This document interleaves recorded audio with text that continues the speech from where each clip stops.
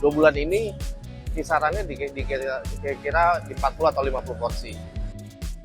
Untuk awal mulai saya di sekitar 25 juta. Saya pernah dalam satu hari baru buka jam setengah 8 itu udah tutup karena udah hujan badai, terpal saya ke muka, basah semua, tenda-tenda, mie basah semua, air udah dingin, badan basah semua, akhirnya mau nggak mau harus pulang.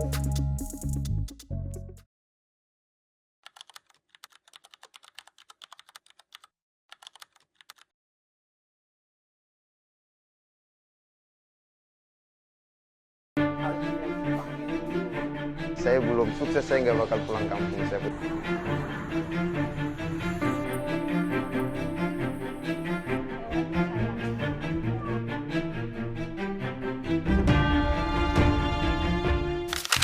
Saya Iskandar, saya pemilik dari Hidup Ramen. Di sini saya jual ada ramen, ada side dish-nya, ada gyoza sama yakitori.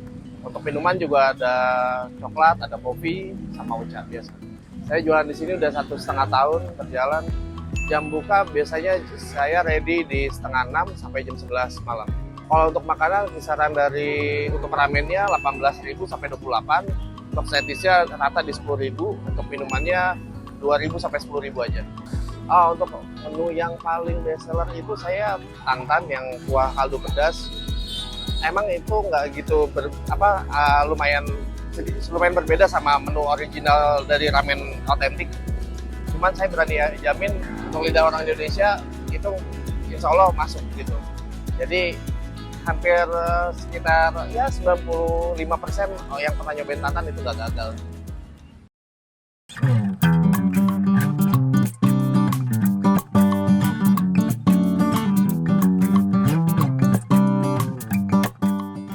Background sebelum saya usaha ini, saya sebenarnya pekerja kantoran. Job saya dulu sebagai desain grafis. Cuman kebetulan saya hobi masak aja setiap weekend di rumah. Awal pertama kali jualan di Desember tahun 2022. Untuk usaha ramen, saya lihat potensinya kayaknya lumayan ada. Dan saya cek juga ternyata ingredient mereka juga nggak terlalu mahal-mahal banget. Karena ketika ramen di luaran atau di mall biasanya kisaran 60 sampai 80 ribu, tapi ternyata ketika saya bawa ke kaki 5 bisa untuk harga yang sekarang saya jual. Yang terlibat yang jelas istri saya, terus adik saya, kakak saya, ibu dan bapak saya juga yang terlibat. Banyaklah masukan-masukan dari mereka juga. Responnya sih mungkin bukannya meragukan ya, cuman menanyakan apa sayanya sudah mantap untuk jualan usaha di pinggir jalan seperti ini. Ya setelah dijawab dengan lumayan jelas, mereka akhirnya bisa mengerti. Untuk sekarang sih belum, tapi untuk kedepannya sangat mau untuk buka cabang sih. Mungkin jenis bisnisnya kalau ibaratnya mau buka cabang, saya sih nggak tertarik dengan franchise. Namun kalau ibaratnya mereka mau, mungkin bisa dengan usaha bagi hasil gitu. Karena kalau franchise yang saya takutin biasanya tuh ada permainan di dalam ketika operasionalnya gitu. Nanti ada pengurangan ingredient, penyusutan gramasi yang lain-lain gitu. Jadi saya lebih suka tetap saya mengelola, cuma cukup modal aja yang dari mereka gitu. Jadi 100% kita yang operasional. Untuk awal-awal semua bahan saya bikin sendiri, kayak bikin mie semua saya bikin. Cuman karena alhamdulillah sekarang udah kuantitinya udah mulai makin banyak, saya akhirnya pesan juga ke vendor. Selebihnya juga itu semua bikin sendiri kok. Awal-awal bikin saya coba bikin pakai metode tradisional yang dari Jepang, jadi pakai bowl gede gitu, mangkok besar. Saya bikin biasanya satu kali buat untuk 60 porsi. Ya di situ sih lumayan berat karena semua metodenya manual, pakai tangan capek, pegel. Akhirnya mulai bisanya ketika pakai mesin giling. Cuman mesin giling juga lumayan beresiko karena kalau ibaratnya itu tangan bisa masuk itu udah bahaya banget gitu, bisa kena giling.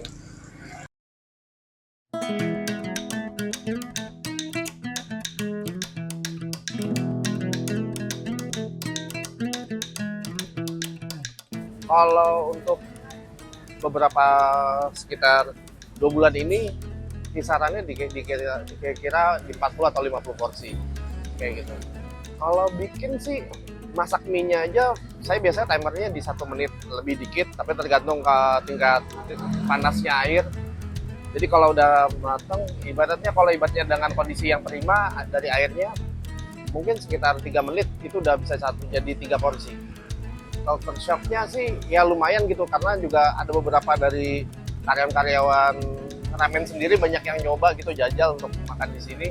Ya mereka bilang ini lumayan worth it banget gitu, dan saya lumayan berani juga untuk kayak pakai telur yang utuh dibagi 2. Kalau mereka biasanya kan cuma setengah. Terus juga ayamnya juga lumayan banyak, porsinya juga lumayan banyak, kuah kaldu juga lumayan berasa. Ya itu yang saya bilang tadi, ini yang saya mau matahin stigmanya. Jadi ramen itu sebenarnya nggak prestis kayak harus di mall, harus mahal gitu. Ternyata murah pun juga bisa gitu.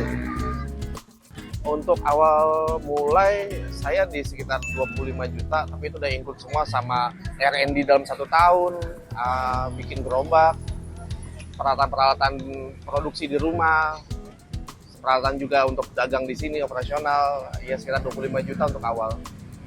Kalau untuk dari segi revenue sekitar 1,3 sampai 1,5. Malah kadang-kadang kalau ibaratnya saya bisa sold bisa sekitar sampai 2 juta revenue dari segi revenue ya.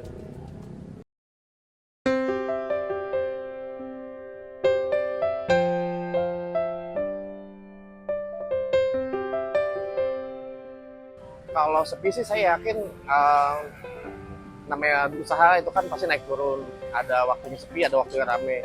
Saya yakin ketika kalau misalkan hari ini sepi, pasti besok akan diganti 2 kali lipat atau 3 kali lipat kayak gitu. Jadi ibaratnya kadang-kadang kita tuh takut usaha ketika sepi bakal overthinking atau gimana, bakal ngedrop. Tapi tenang aja sih, kalau saya berpikir insya Allah juga nggak bakal diem 2 atau 3 hari lagi, pasti akan tutup itu semua gitu.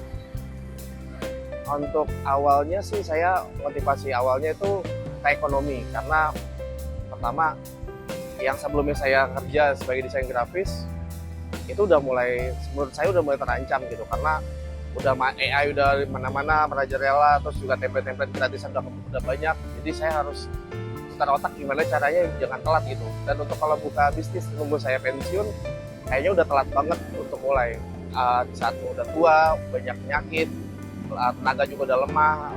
Ya akhirnya saya harus mikirin putar otak gimana caranya supaya saya punya usaha di waktu saat ini gitu kan. Walaupun sekarang saya umur 30-an, ya dengan anak 3, tapi tetap harus semangat lah untuk kerja ini. Kendalanya sih kalau untuk UMKM pinggir jalan ini ya pertama cuaca sih, paling cuaca aja. Kalau untuk orang-orang kayak premanisme atau apa, alhamdulillah kalau tempat saya sih lumayan kondusif banget. Orangnya juga bersahabat, keluargaan banget gitu. Yang sedih ya, kalau yang sedih saya pernah dalam 1 hari baru buka jam 7:30 itu udah tutup karena udah hujan badai, terpal saya kebuka, basah semua, tenda-tenda mie basah semua, air udah dingin, badan basah semua, akhirnya mau nggak mau harus pulang. Walaupun emang untuk recovery dilap lagi untuk dagang lagi kayaknya udah terlalu effort banget, terlalu capek, jadi udah akhirnya hari itu kita kalah dengan cuman baru ada sekitar 5 porsi lah. Cuman ya udahlah, jalannya seperti itu.